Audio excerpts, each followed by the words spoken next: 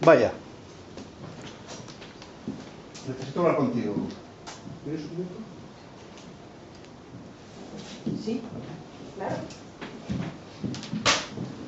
De modo que tu obra va sobre nosotros. No, va sobre mí. ¿Y salgo yo en ella? No, sale un tipo como tú, pero no eres tú. ¿Qué le pasa a ese tipo que no soy yo? Pues mira, todavía no lo he decidido. No sé si va a vivir o quizás muera. ¿Hace que te inclinas más? Bueno, que muera, claro. A que muera, vaya. Es mucho más gracioso. Más gracioso, se muere de un infarto. Pero Harry es un capullo que se dedica a poner el pelo a su chica. Nadie lo lamentará. Los capullos son personas, ¿sabes? ¿Matarlo te parece un poco fuerte? Harry es totalmente inventado. Erika, te esperan para la escena de Viagra.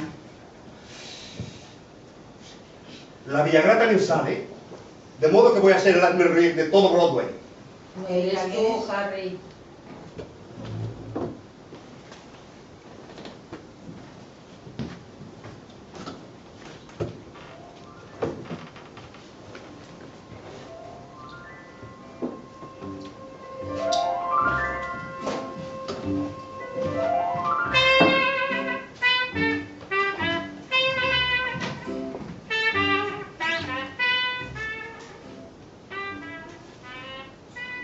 En fin, Harry, tienes buen aspecto.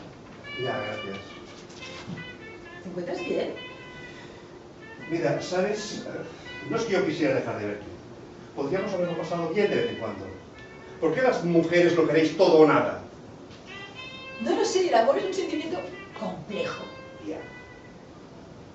Mira, si tú quieres podemos ser amigos. No estoy preparado para ser conmigo. ¿Qué te parece? Bien, lo entiendo.